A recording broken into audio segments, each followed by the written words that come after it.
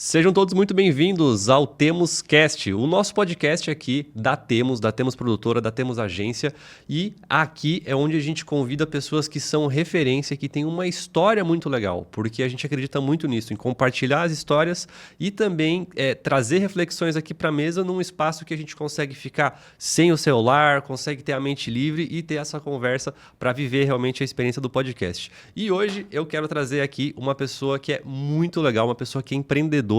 Não só ela empreende, como ela também educa. E uma das maiores evoluções que você pode fazer na sua vida pessoal é aprender um novo idioma, porque você vai ter acesso a uma cultura completamente nova e, digo mais, a gente vai conversar sobre isso no podcast, você começa a pensar no outro idioma e, consequentemente, novas ideias vão surgindo para você. E ela tem umas escolas que é de referência aqui na cidade de Joinville há 24 anos. 24 anos no mercado, não é para qualquer um, tá há tanto tempo trabalhando com um método que é personalizado e que vai fazer sim você aprender o idioma, tá bom? Então hoje eu vou conversar aqui com a Valéria Machado. Como é que você tá? Tô ótima, muito obrigada pelo convite, um prazer estar aqui com você. Que legal. Então, Valéria, pra galera que não te conhece, você é a diretora e também fundadora da Planeta Idiomas, né? Isso, o Planeta Idiomas foi fundado há 24 anos, né? A gente está completando ano que vem.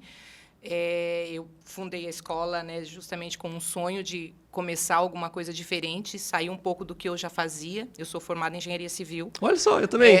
Eu não formei. Ah, tá. Não, eu me formei, eu trabalhava na área, mas como eu tinha assim toda uma experiência antes com o idioma, eu já não estava tão satisfeita assim com a engenharia e eu dava aula ao mesmo tempo, né? Eu dava aula mais no sentido de manter o que eu já tinha aprendido, né, pelo tempo que eu tinha passado fora do país. E aí eu pensei, falei, por que não abrir a escola, por que não fazer isso? Né? Eu tive um grande incentivo do meu marido na época, né? Ele falou, poxa, você está se dando tão bem, você faz isso tão bem, você ama tanto fazer isso, por que não abrir a tua própria escola? E aí comecei, né? Assim, eu tinha a experiência só realmente de dar aula, e aí foi evoluindo, e hoje, realmente, como você falou, né, nós somos uma referência, principalmente no curso de espanhol, porque nós iniciamos com o curso de espanhol há 24 anos. Depois de um tempo, até pela demanda natural, né, do inglês, a gente também tem, né, o inglês e o alemão. Já tivemos até outros idiomas, mas acabamos focando nos três, que são os principais, realmente, que as pessoas normalmente buscam mais, né, que são... Acaba sendo o inglês nessa sequência, o espanhol e o alemão. É uma quantidade também enorme de gente que quer fazer alemão hoje em dia, né, principalmente pela região que a gente vive. E o espanhol, eu digo assim, que é a língua mais feliz do mundo, né? Então, né, sempre que a gente vai falar qualquer coisa em espanhol, ele já soa diferente, né? Pela música, pelo jeito de fazer. Então, surgiu justamente por essa paixão, né, pelo idioma que eu tenho, né, sempre tive. E aí veio a escola em função disso e surgiram aí com os outros idiomas também. E como é que foi a sua jornada pessoal da Valéria em aprender o primeiro idioma? Você começou a estudar espanhol, foi a sua primeira língua estrangeira que aprendeu? Então, o espanhol foi a primeira, né? Mas não foi assim...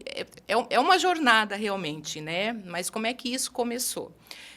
Eu sempre gostei do idioma, mas eu nunca tinha feito aula, nunca tinha aprendido. Aí, ali, pelos idos de 93, né, eu casei e mudei para o México com meu marido, e eu fui sem falar uma palavra de espanhol. Mas ele é brasileiro? Ele é brasileiro. E eu lembro que eu só sabia falar el jugo de naranja está en el refrigerador en la jarra roja, pero no porque eu tinha feito umas aulinhas antes de viajar, e eu lembro que o meu professor ele fazia um trava-línguas que era esse, e isso eu aprendi muito bem. E outra coisa também que eu aprendi foi me gusta e não me gusta, que isso me ajudou muito quando eu cheguei lá. E aí, lá eu estudei, né? Quando eu cheguei eu não falava nada, mas uma coisa assim que eu costumo dizer até, isso serve para qualquer momento da sua vida. É você não ter vergonha, é você ter muita curiosidade, é você se abrir para o novo. Porque, assim, eu fui para um país que eu não falava a língua, fui para um país com uma diferença cultural gigante, mas um país muito acolhedor. E, assim, independente, às vezes, de pessoas que, né, passavam por mim, mas que, às vezes, não faziam cara feia por não falar a língua, tal, mas isso foi muito raro. Mas isso nunca me abalou para eu não aprender o idioma, né? Então, eu sempre tive vontade de aprender. E aí eu ia para o supermercado, por exemplo, e tinha lá o pessoal que estava atendendo, colocando fruta, colocando verdura. E aí eu perguntava, como você disse isso? Como você disse isso? E as pessoas diziam, isso assim, essa minha abertura, eu tinha 23 anos. Nossa, então, bem nova. Eu era jovem, mas já para começar a aprender um idioma do zero, né? Às vezes as pessoas acham, poxa, tem que começar só quando é criança. Não, E você né? não tinha contato nenhum com o espanhol antes? Não tinha nenhum contato com espanhol, né? Eu fazia faculdade, estudava, eu fazia inglês aqui e ali, mas também o inglês na época era aquela coisa de vai para a aula, mas não era muito o envolvimento. Mas assim, me ajudou muito ter a curiosidade, estar aberta para o novo, estar aberta para uma nova cultura, né? E assim, não eu costumo chamar a palavra, eu acho que pode ser resiliência, né? Que a gente pegar o que está acontecendo na vida da gente, mesmo que às vezes você encontre alguma coisa que não é boa, mas você dizer não, isso eu vou seguir em frente mesmo com isso, né? Mesmo que eu encontre pessoas que não vão me ajudar. E o idioma é você, assim, se dispor a aprender.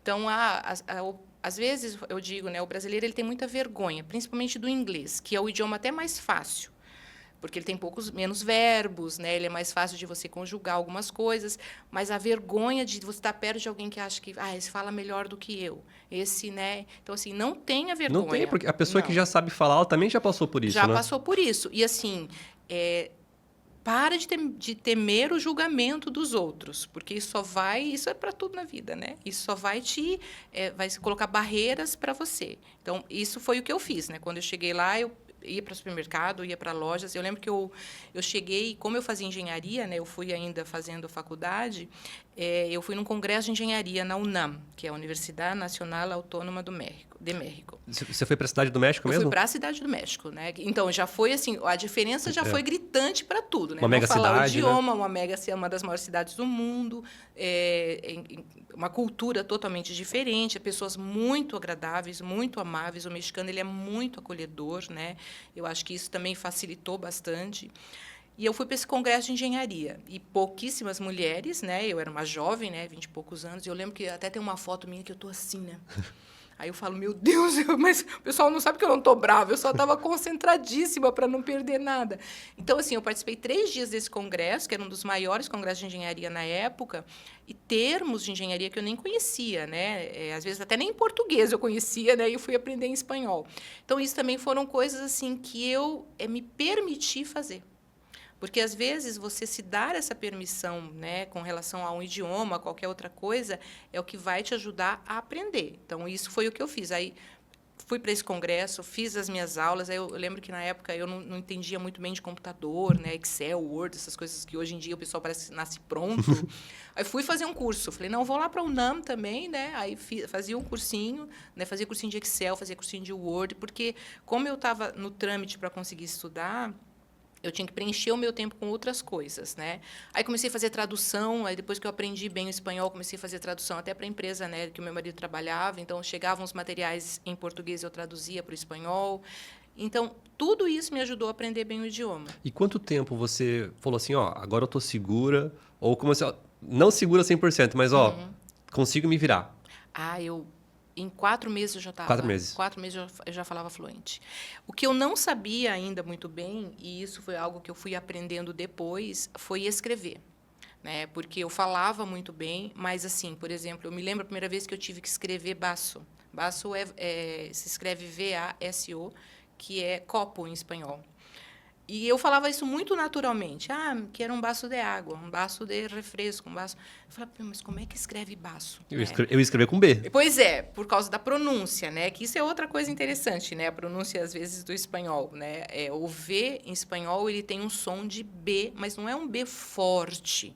Eu não vou falar baço, eu falo baço. É suave. E aí eu ficava, mas como é que escreve? Né? Eu já falei tantas vezes essa palavra, ela faz parte do meu dia a dia, mas será que é com B? Será que é com V? Então, isso também eu estudei muito para isso.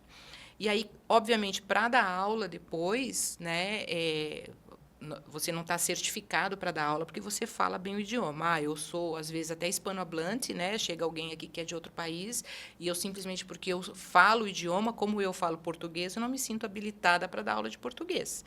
Então, você tem que entender regras gramaticais. O teu aluno, às vezes, ele muitas vezes não vai precisar saber que ele está usando o tempo presente do subjuntivo, ou pluscuamperfeito, ou que isso é artigo. Até artigo é bom saber, né, que a diferença um e outro. Mas você tem que saber aquilo e passar essa segurança para o seu aluno. Então, eu estudei muito, muito para isso. Muitos livros, muitos cursos. E ali, em 99, eu já estava no Brasil. Né? Você ficou quanto tempo no México? Eu fiquei 3 anos. Bastante? Bastante. Por isso que o espanhol ele veio muito fluente. Né? Hoje, assim, eu digo que eu falo espanhol de olho fechado. Né? Obviamente, tem palavras, às vezes, que surgem para mim que eu não sei, mas isso, ok. Né? Isso é outra coisa interessante. Né? E até para o pessoal que está assistindo, o pessoal às vezes fica com medo justamente disso. Ah, não sei aquela palavra. Uhum. Qual uma tática que você diz para a pessoa que não sabe a palavra, mas ela quer falar ainda a palavra? É só explicar o que você quer.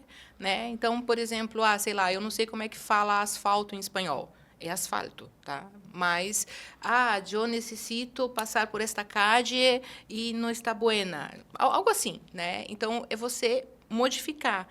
É você bota um sinônimo, se for o caso, ou só explica o que aquilo significa. Né? E isso já me aconteceu. E para todos os idiomas isso, né? Para todos os idiomas. Eu me lembro uma vez que eu estava falando frutas e verduras para os meus alunos. E eu, assim, muito boa em frutas e verduras e memorizar tudo. Então, eles falavam uma coisa, falavam outra, falavam uma coisa, falavam outra. E foi até uma brincadeira que eles queriam me pegar, né? E aí, lá pelas tantas, um aluno olhou para mim e falou assim, maestra, já tinha saído de tudo, né? Aí ele falou, como é que fala grão de bico em espanhol? Nossa. Eu falei, meu Deus, né? Eu falei, não sei. Daí a gente procurou, né? E achamos que é garbanço. E eu pensei comigo, eu nunca vou usar garbanço, né, em espanhol, porque até nem como muito isso, né? Nem como muito grão de bico. E um mês depois eu fui para a Espanha. E a gente estava num jantar com várias pessoas, veio o cardápio, e lá na Espanha eles comem muito grão de bico. Tem muitas comidas que vêm como acompanhamento. Aí um amigo meu, né, que sabia que eu era professora, falou assim, Valéria, o que é garbanço? Eu falei, então, mal sabia ele que eu tinha aprendido essa palavra fazia um mês, né? Falei, grão de bico, cheio de razão, né? Então, isso são as coisas bacanas, né? Mas, assim, até como professora e como, assim, falando para as pessoas que também estão aprendendo, você não precisa saber tudo. Porque tem coisas que você simplesmente vai aprender, mas tá aberto para outras coisas, né? Tá aberto para você poder ter humildade de saber. Às vezes, eu digo aos meus alunos, né? Nossa, você é examinadora do DEL, você avalia candidatos que vêm de Santa Catarina toda, já faz 10 anos que eu faço isso, mas tem coisas que eu não sei e está tudo bem, né? Não tem problema não saber. Você não precisa saber tudo, mas você tem que estar disposto a aprender. E, no meu caso, como professora, e isso também serve para todo mundo que trabalha comigo e para as pessoas que fazem isso, é você poder passar isso para os outros, né? Isso, eu acho que serve até para a tua área, né? Eu quero fazer um podcast, eu quero fazer alguma coisa na escola, quero te contratar para alguma coisa. Valéria, isso eu não sei fazer, mas eu acho que isso eu consigo aprender, eu acho que isso eu posso buscar para você. Então, isso é muito importante. E para o idioma é isso, né? Você está aberto e usar explicações para o que você quer dizer, que as pessoas normalmente são muito dispostas a te ajudarem. Sim, né, a gente estava conversando um pouquinho antes aqui sobre criatividade e eu vejo que a minha criatividade ela começou a ficar muito mais aguçada quando eu também comecei a estudar outros idiomas, porque você realmente precisa pensar em caminhos para você conseguir se comunicar e você tem que ser criativo, né? E a prática, né? É prática. Porque tudo que você tem disciplina e você pratica sempre, vai te ajudar a melhorar. Então, por exemplo, o espanhol eu pratico sempre. Né? Além de dar aula, né, do contato com os alunos, a gente faz as provas, né, do Instituto Cervantes 5 vezes por ano. Então, todo tempo eu estou em contato com o idioma, eu não preciso fazer nenhum tipo de aula hoje. Mas o inglês, por exemplo, não é o meu primeiro idioma, já é o segundo. Eu faço aula uma vez por semana. Então, eu tenho uma professora, eu uso um livro, às vezes eu uso o livro, às vezes eu falo para ela, hoje eu queria aprender assim como as cores influenciam na sua vida, em inglês. Né? Aí, esses dias, ela preparou uma aula para mim, né, a teacher Silvia, e colocou lá, o azul significa isso, se você tem uma logo azul, se você tem uma logo vermelha. Eu falei, nossa, que aula deliciosa. Né? Então, assim, não é só aprender gramática, às vezes, no inglês. Né? Eu quero saber como é que se usa, né, o present perfect, eu quero o simple past, mas eu quero saber como é que se falam cores. As cores vão impactar na minha vida se eu uso uma paleta de cores. Eu falei, poxa, que aula bacana. Ou, às vezes, quero falar de cinema. Então, essa disciplina de, assim, também me permitir a fazer aula uma vez por semana, tomar um tempo da minha agenda para isso. Porque a gente, às vezes, dá muito essa desculpa de eu não tenho tempo. A gente não tem tempo para muita coisa mesmo, né? Mas é o esporte, é o idioma. Eu digo que o idioma não tem... Se você não trabalha numa empresa, ou se você não está em contato direto, ou se você não é um jovenzinho adolescente que aprende até de olho fechado, né? Você tem que ter aquela disciplina. Sim. Faça uma conversação 1 hora por semana, né? Ouça podcasts em inglês, Nossa, isso, o YouTube em inglês, nossa. Totalmente. Hoje tem muita opção. Quando eu comecei, né, há 25 anos, né, com o idioma, eu dou aula já há 27 anos. Não tinha nada, né, disso, praticamente. A gente tinha que ir atrás de material, livros mesmo. Tenho muitos livros, tanto que eu tenho muito material de espanhol, um armário cheio, né? E, às vezes, eu ainda guardo isso. Eu falo, mas eu não preciso mais disso, né? Porque hoje você coloca lá, até no chat GPT, a inteligência artificial, está isso, né? Como que eu falo de falsos amigos, né, os falsos cognados em espanhol? O chat GPT te descreve aquilo, te dá os principais, e você não precisa mais ir naquela página 64 do livro para buscar isso, digitar ou tirar uma cópia para o seu aluno, né? Então, hoje está muito fácil. Então, hoje não aprende realmente quem não quer. Né? Não quer. E tem tanto conteúdo rico que você vai aprender num outro idioma, tantos conhecimentos que às vezes demorariam para chegar aqui e lá você tem a pronta entrega, né? E até assim, essa questão a gente também estava conversando sobre rede social, né? Principalmente o Instagram, que é a única rede social que eu gosto bastante. Tem muito perfil interessante que contribui muito para esse aprendizado, né? Então, eu tenho muitos perfis em espanhol, né? Ou de moda, ou às vezes de autoajuda, às vezes de idiomas, né? De professores. Então, esses perfis, eles ajudam muito você a praticar, né? Então, porque são coisas leves, muitas vezes. Então, e às vezes, assim, é coisa rápida, né? Porque a gente também não tem muita paciência hoje em dia, né? Para coisas muito longas. Então, às vezes, é uma mensagem que você vai ler. Isso vai te ajudando também a manter o idioma que você já aprendeu ou até ter a curiosidade. E o pessoal fala muito, meus alunos usam muito Duolingo. Eu tive uma experiência com Duolingo também. E foi boa? Mi papá é um poeta. Foi o que eu aprendi. Bacana. Eu gosto muito do Duolingo, né? Quando eu estou em atividade com os meus alunos, que normalmente eu tenho turmas durante o ano. E eles falam, maestra, eu estou indo no Duolingo. Eu falo, ok. Aí eu vou ver o que eles estão vendo. Porque, assim, o Duolingo ele é excelente. Se basear só no Duolingo, eu digo, às vezes não é bom em que sentido? Porque, às vezes, ele te dá, por exemplo, um pronome. E ele diz que serve para aquilo. Se você só a vida inteira estudou pelo Duolingo, ele não vai te abrir outras possibilidades, né? Então, por exemplo, este coche estudio. Quando ele me dá para eu traduzir, eu digo isso, este coche estudio. E o Duolingo só me diz que eu posso dizer este es tu coche, se eu tenho que escrever. Esse carro é seu, né? Esse carro é teu. Este coche estudio. Se eu digo isso, o Duolingo diz que eu estou errada, porque ele diz que eu tenho que escrever este es tu coche. Por exemplo, né? Eu estou dando um exemplo assim que eu me lembrei rapidamente. E aí o aluno pensa o quê? Que ele não vai aprender o tudio, que é uma coisa que você usa muito no espanhol, que é um pronome possessivo.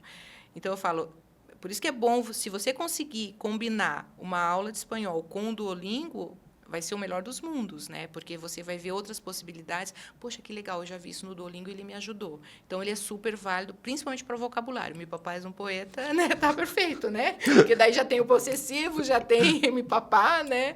Já tem verbo, tá ótimo, né? Essa combinação vai te ajudar muito, né? Sim, sim. E, Valéria, você voltou para o Brasil, então, em 99? 96. 96, 96. Oh, nasci em 96. Olha só.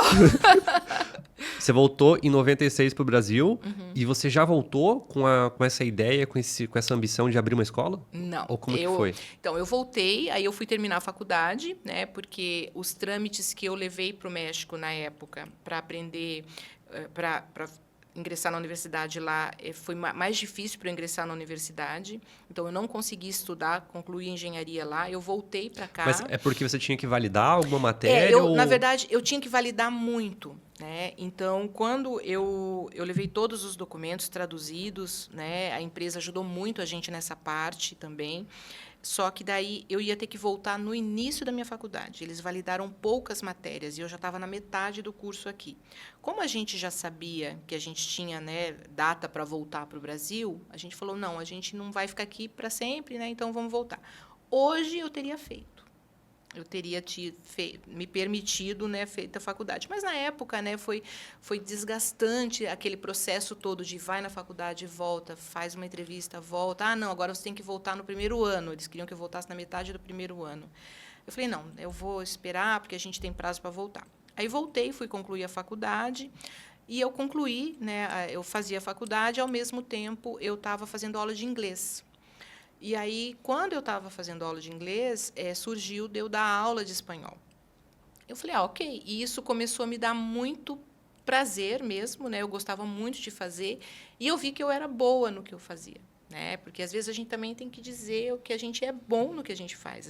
A gente às vezes, tem um pouco de receio de dizer, não, eu sou boa no que eu faço. Não, isso não é uma falta de humildade, é você reconhecer, né? Se reconhecer, né, e saber o quanto você pode melhorar.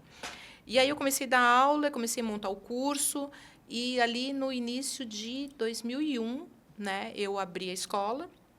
Eu tinha uma sócia na época, né, uma pessoa fantástica também, que ajudava fazia a parte administrativa. E, com isso, né, a escola, eu assim, montei todo o curso de espanhol do zero. Né, a gente montamos Você desenvolveu toda a metodologia. Né, eu dava aula, muitas aulas, né, na época. Você escreveu a apostila? Aí eu fiz as apostilas. Hoje Nossa. nós temos 2 apostilas, né, porque assim, todos os idiomas, eles são definidos, isso veio depois, né, isso veio ali por 2007, 2009. Eles são definidos pelo Quadro Comum Europeu de Línguas. Então, eles vão do nível A1, A2, B1, B2, C1 e C2, sendo que o C2 é um nível mais alto. Isso para todos os idiomas. E, claro que no caso do inglês, por exemplo, eles têm o B1+, o B2+, eles a classificam um pouquinho diferente, mas acaba entrando nessa mesma categoria do Quadro Comum Europeu de Línguas. E aí, nós, no Planeta, a gente desenvolveu a apostila A1 e A2, então, porque, assim, a gente levava muito tempo, às vezes, com os livros A1 e A2 para fazer uma turma. E aí eu falei, poxa, mas eu sei que dá para fazer em menos tempo. Então, hoje, você conclui um nível A1 em 36 horas. O nível A2 em 36 horas. Os outros levam mais tempo. Por exemplo, o B1 leva 84, mais ou menos, né? O B2 também 84. Mas, ou seja, em 3 anos você consegue concluir o curso. Eu falo concluir de que forma, né? Se você faz 36, você em 1 ano consegue fazer o nível A1, A2. E o que eu tenho nesse A1 e A2? Você já vai sair se comunicando no presente, no passado e no futuro. Depois, né, claro, né, você entra no nível intermediário, que daí são outras nuances que você vai ter. E aí, com isso, a gente montou a apostila pensando nisso, nessa praticidade dos alunos. E as aulas, elas são totalmente em espanhol. Isso, para mim, é uma premissa básica do espanhol. O inglês é mais difícil você iniciar dando aula no Brasil só em inglês, né? Até pela barreira pessoal que as pessoas têm. Mas o espanhol, as minhas aulas, por exemplo, são só em espanhol, desde o primeiro dia. Obviamente, com um aluno de nível A1, que é o iniciante, eu falo mais pausado. Às vezes eu tenho até que me policiar, né? Porque às vezes ela começa a falar um monte, né? Porque eu dou aula para todos os níveis, né? Eu estava fazendo um preparatório agora de C1, que é um nível que te dá muita liberdade, né? Você pode falar o que você quiser, assim, da maneira que você quiser, usar assim tempos verbais que às vezes eu não usaria com um aluno de nível A1.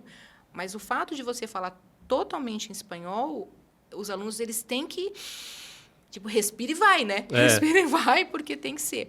Então, com isso, eu desenvolvi as apostilas, né? Claro, com o auxílio de outros professores que trabalhavam comigo, que ainda trabalham, passando pela revisão deles muitas vezes.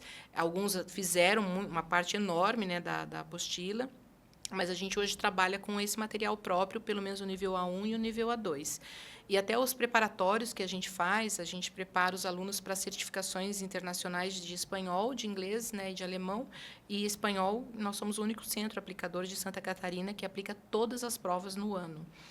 E esse preparatório é feito com o nosso material, né? A gente tem muito acesso, como a gente conversou, né, com material de internet, de você conseguir outras escolas parceiras, mas a gente desenvolveu um método para que o pessoal tenha êxito, né, nessas certificações. Então, hoje a gente tem alunos assim que são avaliados de vários perfis e conseguem fazer nível A2, B1, C1, B2, né, porque eles conseguem ter um excelente desenvolvimento nessas certificações. E quais que são as provas que são aplicadas? Você falou do Cervantes ali, mas eu lembro que também para o inglês tinha o TOEFL e o...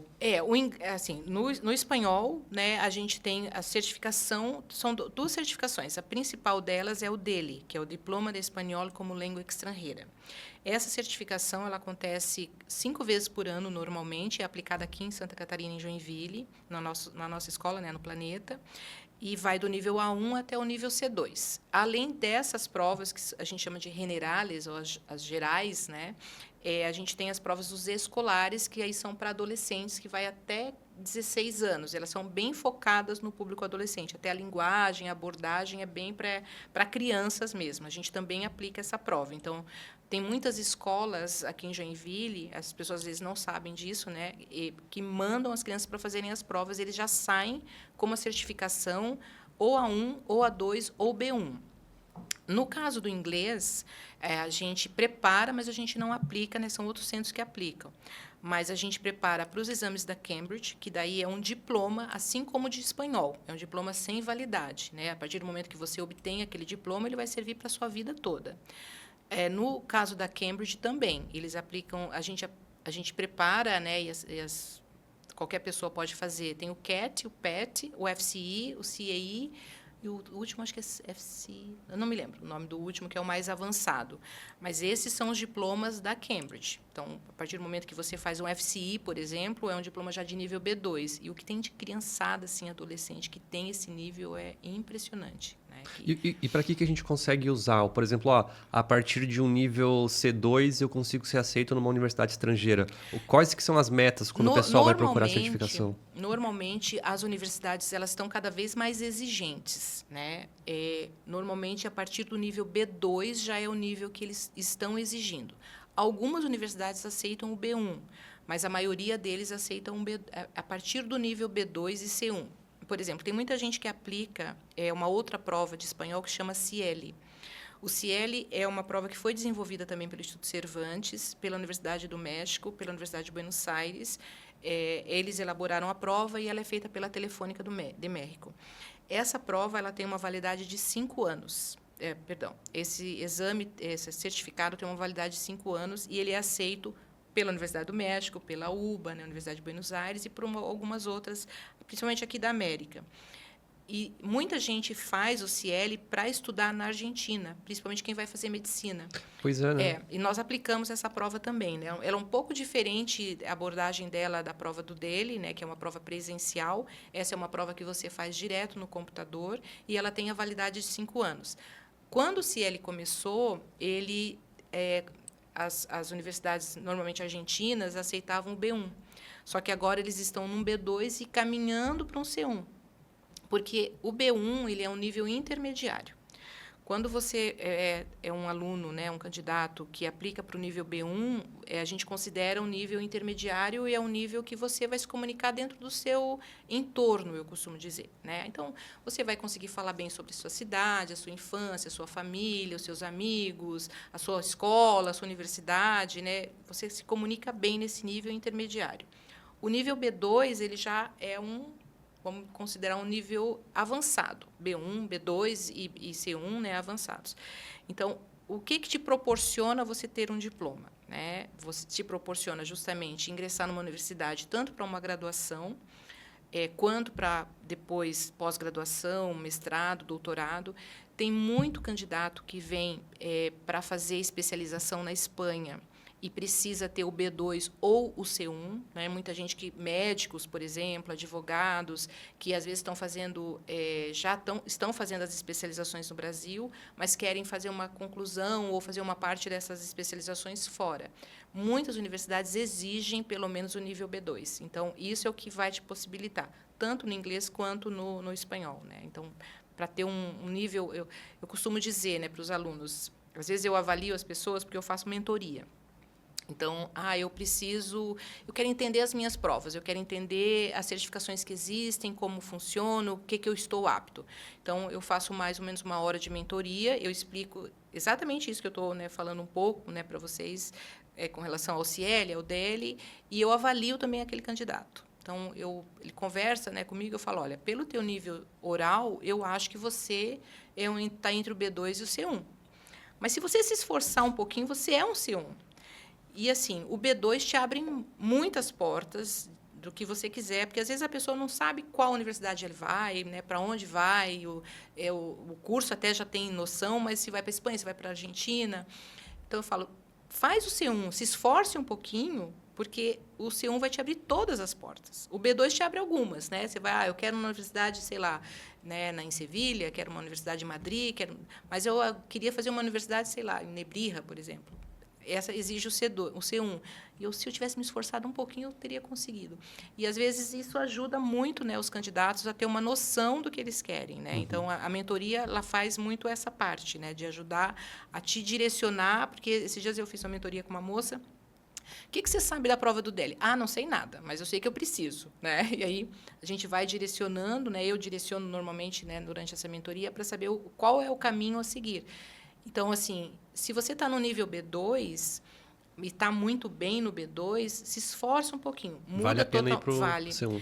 Porque, assim, o C1 ele muda bem a abordagem da prova. Até o tempo de prova é maior, né? A prova a prova do B1, do B2, perdão, ela vai das 9 a meio-dia e 45. A prova do C1 ela vai até 1h15. A do C2 vai até 1h45, ou seja, é muito mais tempo de prova. E, por exemplo, as redações, ela muda um pouco. O C2, que é um nível mais avançado, são 3 redações que você tem que fazer. O C1 já são 2, mas você tem 3 textos para ler. Né? Então, muda um pouco essa questão de redações, principalmente. E a parte de fala também, porque são 4 provas quando os alunos fazem, isso tanto para o DELI quanto para o CL. Né? Você faz 4 provas e você é avaliado em 4 habilidades. A leitura, a auditiva, a escrita e a oral. Na oral, por exemplo, do C1, você tem uma prova que é só você falando 6 minutos. Então, o entrevistador está aqui, né, como a gente, né, sentado, prestando bastante atenção, dá um sorrisinho de vez em quando, mas você tem que falar durante 6 minutos sobre um texto que você recebeu previamente, que você preparou, mas é só você falando sobre aqueles 6 minutos. Às vezes o pessoal fala, meu Deus, mas eu vou conseguir falar 6 minutos. Passa rápido. Passa rápido, consegue. Passa rápido. Né? Consegue. E, Valéria, a gente falou aqui sobre 3 países principais que eu notei que você vem falando. Você vai para o México, vai para a Argentina ou vai para a Espanha. Esses são os 3 países que você vai realmente mais utilizar o espanhol? Ou quais são os outros países que você vai utilizar o espanhol? Claro, você pode dizer em qualquer lugar do mundo, né? Sim. Mas países de língua nativa, que usam o espanhol no dia a dia. Então, que usam no dia a dia são 21 países que falam espanhol. Nossa, eu não tinha essa... assim, aqui na América a gente... é verdade, desculpa. A maioria, América Central, né, também. Na América do Norte a gente tem só o México, né, que fala espanhol. Às vezes o pessoal até confunde, acha que o México faz parte da América Central, né? Eu já vi isso, mas não, né? América do Norte, Estados Unidos, Canadá. É bem ali a divisa, México, né? Do México para baixo é América Central, né? É América Central, né? E entra ali Guatemala, né? Esses outros países. Aqui na América todos, menos, claro, as Guianas, né? Que não falam. Mas são 21 países que falam, além das Filipinas, 1 milhão de pessoas falam espanhol nas Filipinas, e a Espanha. Então, assim, você vai... E o espanhol hoje ele é considerado a segunda língua mais falada até. Né? Em vários momentos você vai conseguir falar espanhol. Eu já fui para a Alemanha e já falei espanhol. Eu lembro que eu cheguei num museu lá de Natal, na cidade de Rothenburg. E aí tinha uma senhorinha toda, né, vestida, né, típica, né, da região, e ela estava com um brochezinho de inglês e de espanhol. Eu falei, mas eu preciso falar espanhol, né, com ela? E um espanhol belíssimo, né, uma senhorinha, né, falando comigo. Pois é, isso eu também queria te perguntar. Questão de sotaque de um país para outro país, de palavras, de expressões. Como que é essa mudança, por exemplo, a diferença do espanhol do México para o de Buenos Aires? Então, ou para a Espanha? As diferenças de sotaque vão ter em todos os países, né? Você, para quem está bem em contato com o idioma, consegue até identificar se é um mexicano falando, se é um argentino, se é um uruguaio, se é um colombiano, que tem um espanhol bem peculiar também. O espanhol, né? Até o pessoal brinca e fala assim, o espanhol da Espanha é sempre o ceceu, Letícia, la reina Letícia. Fala, depende da região, né? Tem até um videozinho, né? O pessoal quiser buscar de um cantor. Eu acho que ele é venezuelano, chama Carlos Baute. E ele faz esse videozinho com o entrevistador e ele responde as perguntas com sotaque de vários países, da Espanha, da Guatemala, enfim, né, de vários. Então, tem muita diferença de acento, de pronúncia desses países. Você sabe exatamente de qual país é.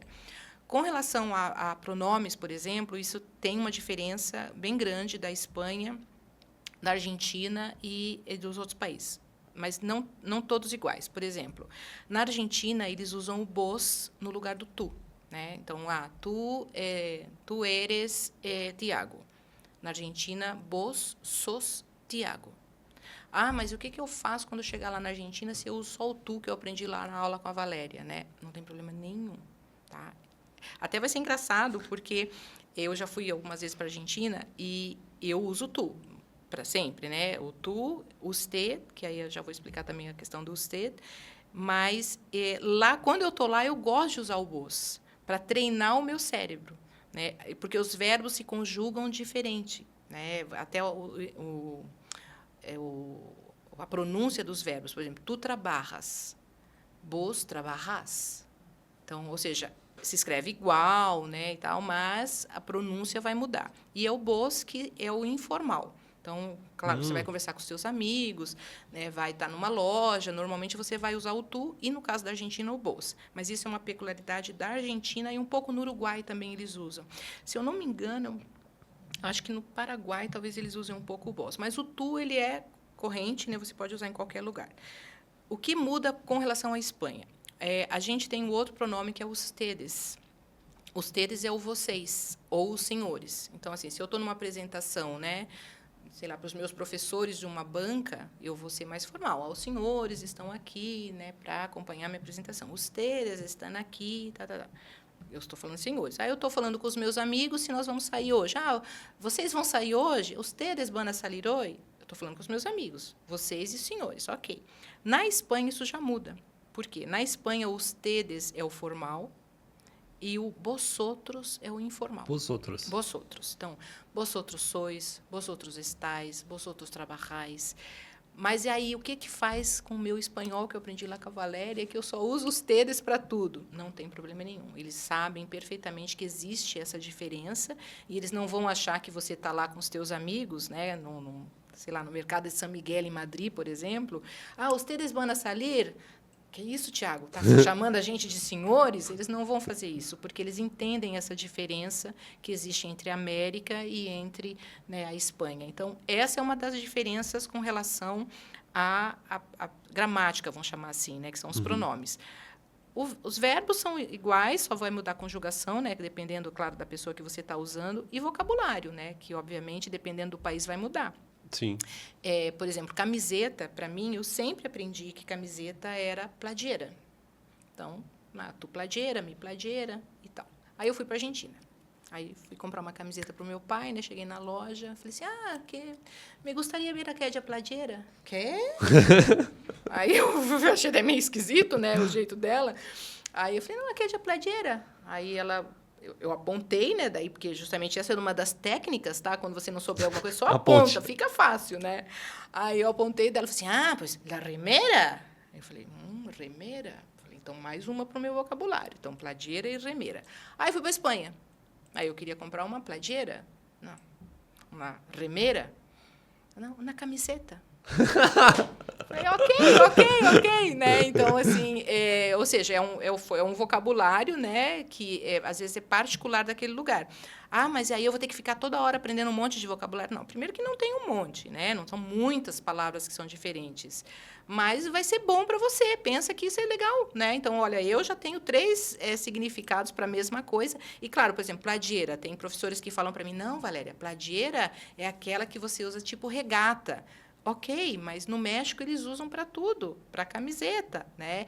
E, assim, também não tem problema se o pessoal fala que isso é para isso é para aquilo, né?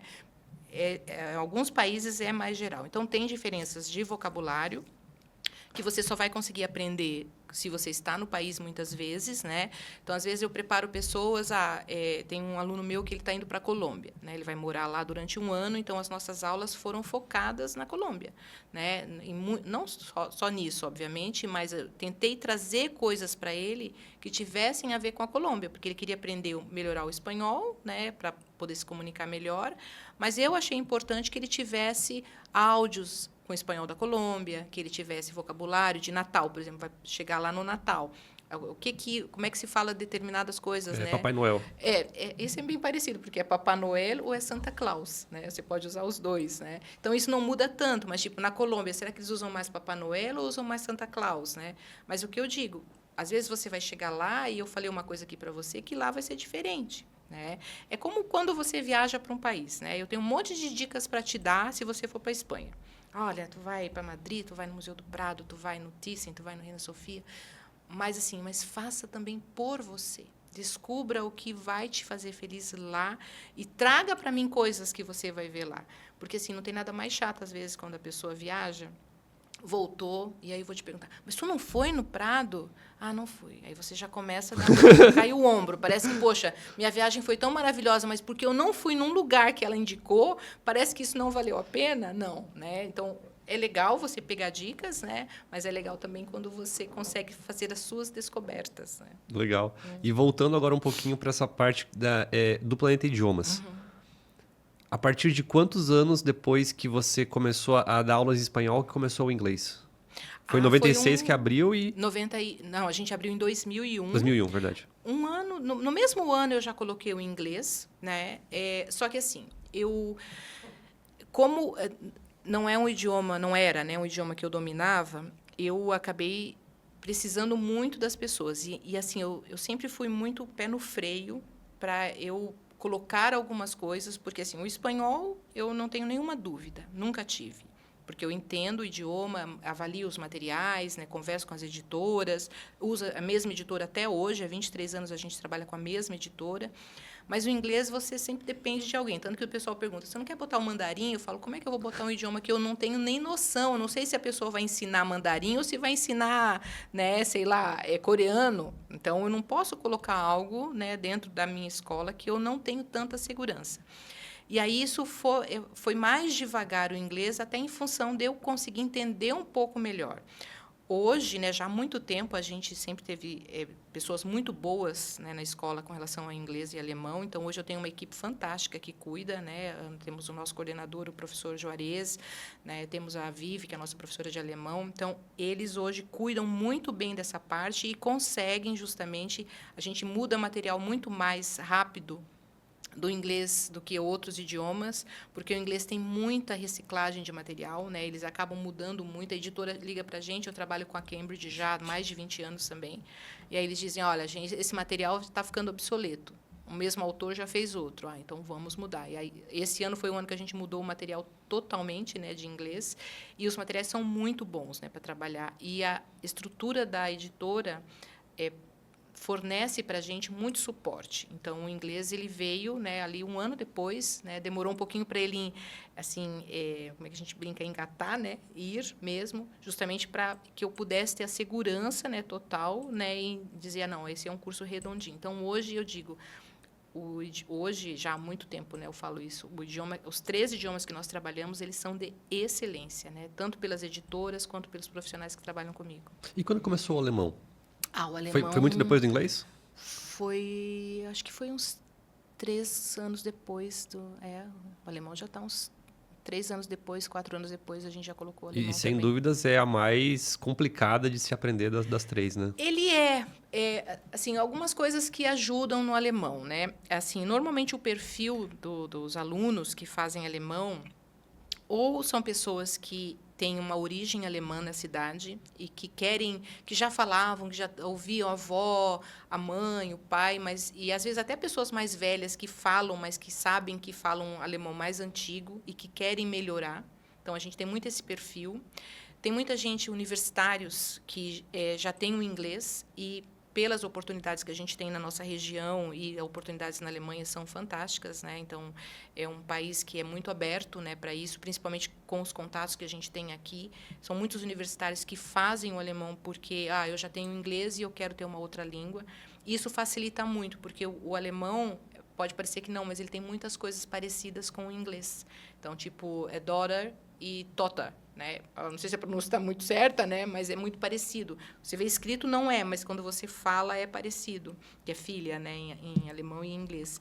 Então, isso facilita bastante para o aluno. Ele é um idioma, assim, não é que ele seja mais difícil, mas você até começa bem ele. Depois você só tem que, assim, se concentrar bastante, porque, às vezes, existem momentos, isso em qualquer idioma, que parece que o negócio não vai, né? Meu Deus, eu estou nisso de novo, Mas, de novo, né, ter aquela resiliência, né, disciplina, de, tipo, vou seguir em frente, porque depois isso vai melhorar e lá na frente vai fazer diferença. Porque, às vezes, o pessoal, assim, começa também alguma coisa, né, tanto qualquer idioma, e fala, não, mas, meu Deus, mas são 3 anos para aprender espanhol. São 5 anos para aprender inglês. A gente está aqui em 2024, né? Quando tu vê, tu já está lá em 2029, tu não fez nada. E chegou 2029, porque vai chegar, né? O tempo vai passar. Então, assim, começa de uma vez, né? Quando você vê, chegou, você aprendeu, você está falando. E, assim, já que o nosso tema, obviamente, é idiomas, né? A gente está falando também sobre isso. Não existe nada mais libertador do que você falar um idioma. Porque quem está fazendo uma língua, ela é para quê? Para você ter uma oportunidade de trabalho. Eu já vi jovens que estudaram comigo que só pelo fato de ter inglês, eles conseguiram uma vaga numa empresa. Eu não tenho experiência nenhuma. Poxa, mas tem inglês. E hoje, isso é, né, chover no molhado, como a gente diz antigamente. Você ter um idioma não é mais diferencial. Você ter o inglês, no mínimo, não é mais diferencial. E o nosso país ele é muito carente de gente que fala inglês. Você vai num aeroporto em São Paulo, as pessoas não falam inglês. Né? Você vai numa loja, ou você vai num quiosque para comprar um pão de queijo, as pessoas não falam inglês. E a gente tem inglês na escola. Na escola pública, a gente tem inglês. Né? Então, o que falta para que a gente consiga? Eu costumo receber muito intercambista na minha casa. Né? Eu recebi agora um menino, um alemão, que fala inglês, com 18 anos, falava inglês, né? E também, obviamente, o alemão. E eu perguntei para ele, mas, né, Justin, então, onde você aprendeu o inglês? Né? Aí ele falou assim, aprendi na escola, uma escola pública. E o inglês dele, eu não falo alemão, mas eu me comuniquei com ele totalmente em inglês, o tempo todo, né? Ele com meu filho falando em alemão, mas eu com ele falando em inglês. E, assim, com sotaque, né, sem vergonha, eu sei que, né, conseguia falar bem. E veio da onde? Veio da escola dele. E a gente tem inglês na escola. Então, assim, por que não fazer com que essas crianças, mesmo de escola pública, façam? Né? Tenham um bom nível de inglês. Daí tem as variáveis, né, que não cabem a gente agora, né, falar sobre isso, mas a gente tem, né? Então, poderíamos ter muito mais gente com essa liberdade. Mas eu não vou viajar nunca, né? Tem gente que fala. Não é para isso, né? Não é só porque você vai viajar. Às vezes, realmente, pode ser que você não viaje, mas o mundo hoje ele é de qualquer idioma, né? Eu brinco, o pessoal gosta de assistir La Casa de Papel, é a série favorita de 10 entre 10, né? Muita gente gosta. E por que você precisa assistir La Casa de Papel dublado? Né? Assista no idioma, né? E assim, isso é outra coisa. É tão mais fácil, né, assistir dublado. Mas primeiro que você perde um monte de coisas, né, do que a pessoa está falando. E quando você está lendo, mesmo que seja em português, se você presta atenção, você vai pegar alguma coisa. Isso foi uma das coisas que me ajudou muito a aprender espanhol. Porque eu assistia muito filme em inglês, né, nos Estados Unidos, quando eu estava no México, e as legendas, obviamente, sempre em espanhol. E eu prestava muita atenção. Mesmo que eu não tivesse ainda um inglês bom, mas eu ouvia, né, e falava, poxa, olha só como escreve tal coisa, olha só como fala tal coisa. Isso me ajudou muito, além das novelas mexicanas, né? Isso me ajudou muito. Elas me ajudaram muito a falar o espanhol que eu tinha, né? Luiz Roberto, onde estás? Mas, realmente, você praticar faz toda a diferença. Total diferença.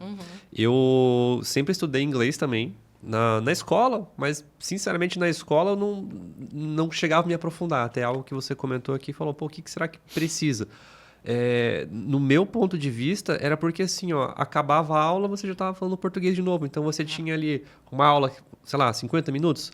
Tá, desses 50 minutos, a professora leva 3 minutos para chegar na sala, daí tá aquele alvoroço na sala de aula, até sentar, já vou... Ó, bem dizer, meia hora de aula que a pessoa vai realmente ter. Só que é meia hora de aula, daí o coleguinha do lado tá falando português, então você acaba não aprendendo, você acaba realmente só tendo aquela gramática ali e acabou a aula, você saiu, foi para lá. E quando eu quis realmente aprender o idioma, eu falei assim, ó, eu fazia em escolas de idiomas e tal, tinha lá o TOEFL, eu tava no nível bom assim, e conseguia entender bem filmes, algumas coisas eu precisava, mas a minha prova de fogo realmente foi assim, tá, vou falar com algum nativo. Primeiro eu fui para a Índia. E na Índia lá eu fiquei 3 meses. E lá não foi muito parâmetro assim para ensinar inglês, porque eles também não sabiam falar muito inglês. Mas o legal foi que assim, pô, tem muita gente que fala inglês lá, obviamente com sotaque extremamente carregado. E o legal desse meu intercâmbio para a Índia foi que assim, não me conectou só com indianos. Eu estava numa casa que tinha outros intercambistas. Então tinha uma menina da Alemanha, tinha uma menina do Chile, tinha uma menina do Egito, tinha um rapaz da Coreia, tinha gente do Afeganistão. Então assim, eu via que cada um tinha um sotaque, todo mundo se entendia, ninguém dava bola se errava alguma pronúncia, alguma coisa, e todo mundo estava feliz porque estava conseguindo se comunicar. Então, essa vergonha que a gente tem aqui, que é muito do Brasil, do brasileiro, de eu preciso falar perfeitinho, porque senão ele vai me julgar e tal.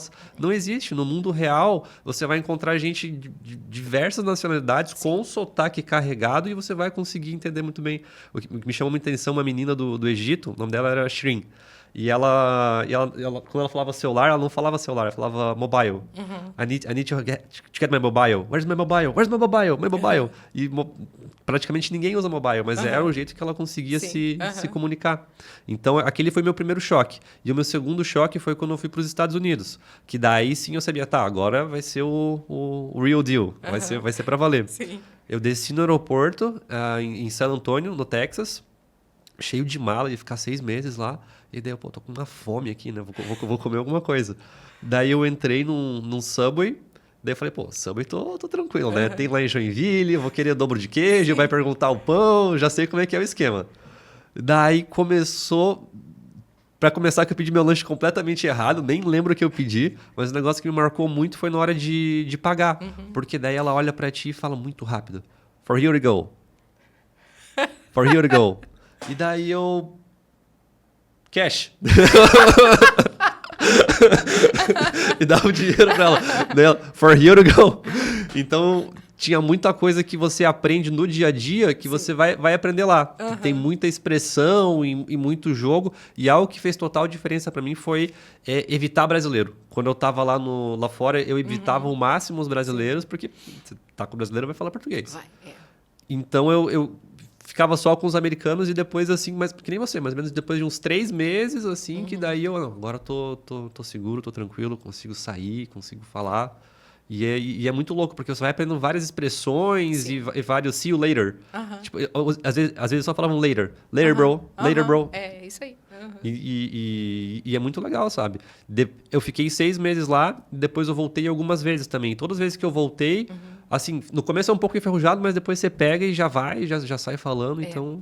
Você volta a se acostumar, Volta a se acostumar. Essa questão do intercâmbio é bacana, né? Eu fiz um intercâmbio, eu estava com 48 anos quando eu fiz o intercâmbio para Londres de inglês. Eu já tinha viajado várias vezes para os Estados Unidos, né, para outros países e tal, mas eu nunca tinha feito um intercâmbio de inglês fora do país. Já tinha feito até no Brasil, né? Tem uma escola que faz no Rio de Janeiro, acho que faz ainda, enfim. E eu falei, não, eu vou fazer, e fiz um intercâmbio para Londres. E isso de não ficar junto com brasileiros não é preconceito nenhum. Mas você está, assim, de novo, se permitindo fazer alguma coisa, deixando, às vezes, o teu trabalho, deixando a família, muitas vezes. Então, você tem que aproveitar o máximo que você pode aquela oportunidade que você está se dando. E eu, assim, conheci gente também de tudo quanto é país, né? A Islândia ficou minha melhor amiga, uma moça, do Japão, Alemanha, muita gente da Alemanha, Suíça, Turquia, né? Conheci muita gente da Turquia, França. E aí, assim, exatamente isso. Ninguém tinha vergonha. Ninguém olhava torto. Ninguém dizia, não fala. Não fala, por exemplo, os japoneses. Eles têm uma gramática perfeita. Mas o acento deles, o sotaque deles é super forte. Mas se faziam entender. E, assim, a gente saía, a gente ia para... vamos para Cambridge, vamos para passear num shopping, vamos passear na rua, vamos para um parque. É todo mundo junto. E eu lembro que eu fui para Cambridge e encontrei alguns brasileiros lá, vários que estavam lá, e encontrei um outro brasileiro, e nós ficamos juntos com uma outra menina que era, se eu não me engano, acho que ela era do Marrocos. E a gente fez a maioria dos passeios nós fizemos juntos. E fomos almoçar num restaurante, e chegamos lá, todos os brasileiros estavam lá. Só que imagina, né? Todo mundo, aquela festa brasileira, todo mundo falando em português. Aí nós nos olhamos assim, e eu e ele, nós falávamos entre nós em inglês. Né? Mesmo assim, mesmo quando a gente não conseguia alguma palavra, a gente se esforçava, porque ele precisava, eu precisava, a menina estava com a gente do Marrocos, então a gente falava em inglês. Quando a gente olhou aquela bagunça que estava super divertido, eu falei, nossa, como tá legal, todo mundo rindo, todo mundo divertido, calor brasileiro. Eu falei, aí nós nos olhamos, nós três, e falamos assim, vamos para outro restaurante, né? Porque a gente não queria aquilo. A gente, assim, precisava, naquele momento, né? Praticar o idioma. Praticar o idioma. Então, isso também a gente fez, e fez toda a diferença, né? Desse intercâmbio. Então, isso também é outra coisa, né? Às vezes, muita gente... Eu costumo dizer, né, agora nessa faixa assim, dos 50, dos 40, nossa, será que é muito tarde? Não, né? Não é tarde, você consegue. Até eu não li a reportagem, mas eu estava vendo alguma coisa da revista Exame, que a CEO de uma empresa, esqueci o nome agora, e ela disse que ela aprendeu a falar o idioma pela primeira vez aos 35 anos. E hoje fala 4 idiomas, né? Então, assim, eu comecei, obviamente, o espanhol com 23, e o inglês foi depois, então dá tempo, né, de aprender realmente. Então, se você quer, vá e faça, porque vai ter sotaque, vai ter palavras erradas, mas, assim, não tenha vergonha, né? Vai e faz, porque vai fazer toda a diferença. Né? Faz toda a diferença. E a quantidade de portas que te abrem, para mim, foi fundamental na minha carreira como filmmaker aqui. Porque muito dos conteúdos que eu gostava de consumir, dos equipamentos que eu gostava, você só encontrava um vídeo que estava em inglês. Sim. Então, muitos influenciadores que eu comecei a seguir lá um tempão atrás, todos eles eram estrangeiros. Casey Neistat, Peter McKinnon, Potato Jet, todos eles tinham canais que eu olhava e olhava aquela câmera. Pô, ele vai fazer um review aqui da Blackmagic. Eu quero saber como é que funciona essa câmera, como é que vão ser os stops aqui do filtro ND. E ele fazia um review muito completo, então claro, voltei para o Brasil, perdi a fluência diária do dia a dia, mas eu nunca parei de me educar. Então que é o que a gente estava falando, né? Justamente, mesmo que você não faça uma aula, se você conseguir, pelo menos, ter o contato com o idioma pelo teu trabalho, já que você tem, ok, não precisa fazer aula, mas se você tem o contato com o teu trabalho, que isso vai te propiciar melhorar, manter a tua fluência. E quando for viajar, se for o caso, né? Chegando no país, né? Até eu, às vezes eu vou para algum país hispanohablante, quando eu chego, o primeiro impacto estou aqui, né? Aí acostumo o ouvido, dependendo do lugar, né, que for. Eu lembro a primeira vez que eu fui para o Chile. Eu tinha recém voltado do México e fui para o Chile. Quando eu cheguei, eu falei, meu Deus, eu não sei falar nada, porque me acostumar com o idioma foi difícil, né? O espanhol chileno, ele é um espanhol muito bonito, mas para mim ele foi mais difícil. E aí demorou assim praticamente uma manhã inteira até eu não pedir para, pode repetir, por favor, né? Porque foi mais difícil. Mas, assim, mantendo o idioma já te ajuda bastante, né? E a partir de que idade você vê que a pessoa ela já pode começar a fazer um novo idioma? Já criança, né? Com certeza, mas a partir de que idade? Então, isso é muito eu acho que depende muito do que os pais, às vezes, eles querem, né? Eu, assim, pela minha experiência pessoal até, os meus filhos começaram com 6 anos a fazer aula, né? E começam num livro de kids, que é um livro bem focado para criança. Mas eu quero colocar o meu filho com 3, quero colocar o meu filho com 4. Não tem problema, porque só que assim, o que é muito importante nessa idade, os pais entenderem, até na adolescência, é que o seu filho não vai chegar em casa falando. Ele não vai falar na sua frente. Ele também tem vergonha, mas ele fala. Então, assim, o meu filho e a minha filha, eles começaram com 6 anos, com 15 anos eles estão falando fluente já, né? Os dois já falam inglês fluente. E veio isso justamente das aulas só, não precisou viajar para isso, né? Depois houve intercâmbio, eles fizeram, tal. Mas os pais eles criam muito a expectativa de que, poxa, mas meu filho está fazendo aula faz 1 ano nessa escola e não fala nada. Mas ele não vai. Primeiro, ele não vai falar porque ele tem vergonha. Mas, assim, vai melhorar o sotaque, ele vai conseguir vocabulário, isso ele vai ter. E, claro, você começa assim com 6 anos, por exemplo, né? 6, 7, 8, até os 10 anos você ainda vai estar fazendo livro de kids. Então, você vai falar palavrinhas, né? I can, I can't. Né? Você vai falar algumas... você vai falar poucas expressões completas no inglês. Depois você já entra num livro que já são mais pesados, entre aspas, né? Mas mais focados justamente em trabalhar bem a gramática que você vai precisar para se comunicar. Porque a gramática é um mal necessário. Ah, mas eu não gosto de gramática, mas você tem que aprender, né? Como é que você vai falar outro idioma se você não sabe conjugar verbo, né? Tem várias coisas que você tem que se permitir, gramática, vocabulário, né? Expressões, você tem que saber isso. Por exemplo, eu, em inglês, tem coisas que eu não sei, expressões idiomáticas. Eu não sou uma pessoa que usa comumente, né, as expressões idiomáticas. Ah, eu uso no meu dia a dia isso. Mas algumas delas eu sei. E como é que foi toda essa jornada assim legal? Consolidamos aqui agora os 3 idiomas. E eu queria entender um pouco mais como que foram esses 24 anos de mercado, né? De estar ali ensinando. Então, Garanto que foram altos e baixos, como qualquer empresa. Mas eu queria entender como é que foi essa experiência. Pô, 24 anos é uma vida, né? sabe, às vezes eu nem acredito, né, que são tantos anos. Porque, assim, a gente passou, né, nesses 24 anos por muitas transformações, né? Então, chegou um momento que eu, ali por 2008, mais ou menos... Falei, não, eu preciso fazer... 2006 antes, né? Eu quero fazer alguma coisa diferente, então vou fazer curso de imersão. E aí, nós montamos um curso de imersão que nós levávamos pessoas para um hotel aqui em Joinville, fim de semana, para que as pessoas ficassem imersos, justamente, no idioma durante 3 dias. Isso foi um sucesso, foi muito bacana, muito legal. Trabalhávamos principalmente com empresas, né? Empresários, executivos, que faziam isso fim de semana. Aí, isso teve também um tempo, né? Começo, meio e fim. Aí depois não continuamos. Aí ali por 2008, eu quero colocar aulas virtuais de espanhol. Aí fui para a Espanha, conheci um parceiro lá e colocamos esse curso que as pessoas tinham aulas gravadas, quando nem se falava nisso. Pois é, 2008, né? 2008, né? Há 15 anos. Então, assim, nem se falava em aulas gravadas. Só que era um formato, assim, mais sério, né? Então, eu fiz essa parceria, consegui ter até um nível de sucesso, mas, assim... eu acho que não era o momento ainda. Aí depois, não, vamos mudar, vamos colocar algo diferente também na escola, e a gente implementou ali por 2012 as lousas digitais. Então, eu acredito que hoje nós somos a única escola que todas as salas têm lousa digital. Então, todo o nosso material ele é projetado em lousa digital, a gente tem um software da Cambridge, tenho também da Edelsa, que é a nossa editora de espanhol, tem também do alemão. Então, todas as aulas são projetadas, tanto que quando às vezes a internet falha é um problemão, né? Porque a gente nem tem mais livro físico para os professores, todo ele é projetado na lousa. Então, o aluno, quando ele vai fazer aula de inglês, de alemão, de espanhol, ele tem o material dele, mas ele também tem acesso à plataforma digital. Então, ele consegue fazer outros exercícios, ele consegue, assim, tem muito material extra para ele poder trabalhar e para ele aprender além da sala de aula. A gente tem as aulas normalmente 2 horas, 2 horas e meia semanais, mas ele tem outros acessos que ele pode fazer e acompanhados pelo professor também.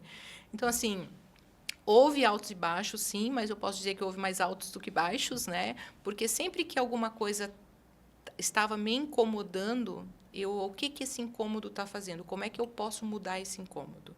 E uma equipe maravilhosa, né? Então, eu acredito, né, ao sucesso da escola, a sempre estar cercada de boas pessoas. Pessoas boas, no sentido profissional, e pessoas do bem.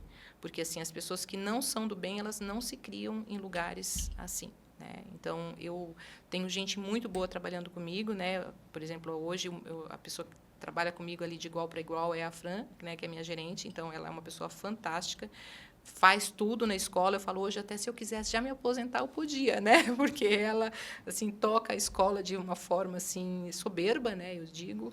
Mais o pessoal de inglês, a equipe de espanhol, e a gente sempre está, às vezes, reciclando. Tem gente que trabalha comigo há 20 anos, né? Desde que eu comecei a escola, tem professoras que trabalham comigo há 20 anos, e tem gente que começou no ano passado. Mas essas pessoas que estão hoje, eu acho que você ter uma equipe assim é um privilégio, né? Não é sorte, né? A gente costuma dizer, nossa, que sorte você ter uma muito equipe. Empenho, muito trabalho. empenho, né? É você se preparar para isso mas é um privilégio ter a equipe que eu tenho hoje. Então, eu tenho uma equipe fantástica. Por isso que a escola está há tantos anos. E a gente vê que tem muita escola, né, em Joinville. E, claro, o inglês é um idioma que sempre vai ter. E a gente é hoje referência, né, com relação aos 3 idiomas, principalmente. Principalmente pela metodologia e por esse cuidado próximo. Eu lembro que da primeira vez que a gente gravou para vocês, a sala ela era pequena, poucas pessoas, isso facilita muito o estudo. Isso é uma coisa que a gente assim não muda, né? Esse atendimento personalizado, a gente faz o máximo para que aquele aluno se sinta único na escola. A gente tem muitos alunos, obviamente, mas a gente atende hoje. A pandemia veio para isso, para colocar em prática o que eu já queria das aulas online. Então, a gente tem aluno no Brasil todo, a gente tem aluno fora do país, inclusive, tem aluno na Inglaterra, tem aluno na Suíça, tem aluno nos Estados Unidos. Então, a gente consegue hoje fazer, e tem aluno até em Joinville que prefere fazer aula online. E, no começo, na pandemia, eu comecei na pandemia dando aula online, né? Eu tinha uma turma, e aquilo eu falei, mas como é que vai ser, né? Eu sou uma professora que eu levanto, que eu escrevo, que eu brinco, que eu dou risada, né? Que a gente dança.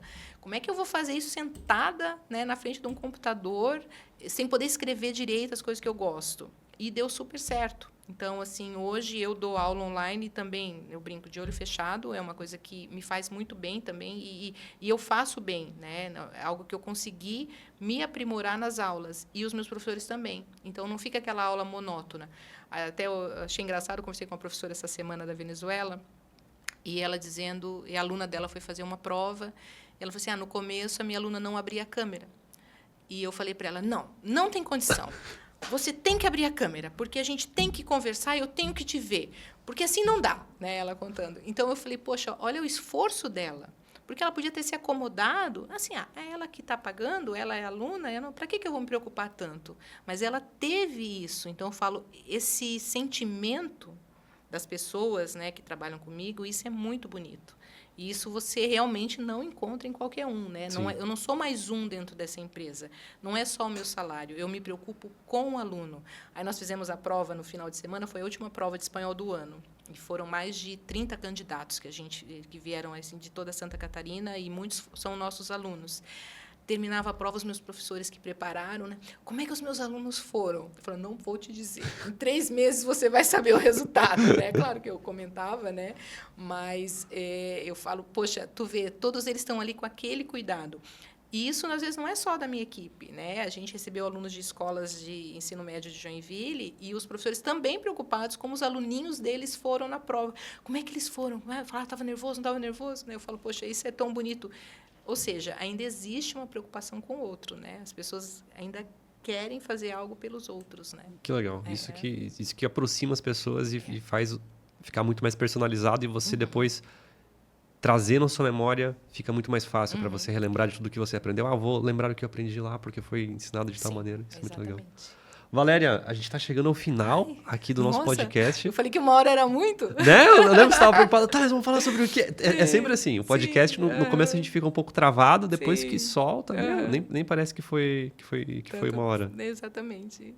Eu queria agradecer bastante, te parabenizar pelos 24 anos de escola, que venham mais 24, que venham todos os próximos. Sim. Também por ser pioneira na educação à distância. Pô, se a pandemia fosse em 2008, acho que você...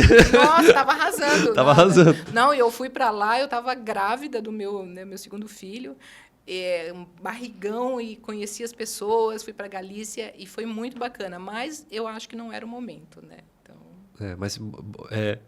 Agora o momento chegou e você tá super feliz. Tá dentro da onda. Então, assim, quero deixar agora a câmera aberta para você. Se quiser deixar um recado para a audiência, aí a câmera é toda sua. Olha, eu te agradeço, né? Agradeço a oportunidade de estar aqui. Eu acho bem bacana, né? Tudo isso que você faz também. Sou uma grande fã, admiradora do seu trabalho. E o que eu quero dizer para as pessoas é, assim, se permitam, né? O tempo passa. A gente acha que não, mas ele passa para todo mundo. Se você está passando por algum momento agora na sua vida que você acha que não vai passar, isso vai te fazer mais forte sempre. E aprenda um novo idioma, aprenda alguma coisa, porque isso só vai ser bom para você, né? Para sua mente, para sua família, para as pessoas com quem você está convivendo, e se permitir fazer isso. Perfeito. Era isso. É um excelente conselho. E se desafie e sem medo de julgamentos. Né? Todo mundo erra, até os nativos erram, né? Até os nativos erram. E tem muita gente que vem para cá falando português, né? E a gente acolhe. A gente acolhe. Então, a gente acha legal, porque, pô, ele tá se esforçando, né? Está se né? esforçando. Então, imagine que as pessoas também estão acolhendo, né? Não fique achando. Quem mais critica brasileiro, às vezes, é o próprio brasileiro. Sim, mas também sim. não dê bola para isso, né? Bola para frente e vai. Seja resiliente. Seja resiliente. Obrigada. Obrigado. Gente, obrigado também por vocês terem acompanhado aqui o podcast. As redes sociais do Planeta Idioma e da Valéria vão estar aqui embaixo na descrição do vídeo. E eu vejo vocês no próximo podcast, semana que vem, sempre quarta-feira. Um abraço.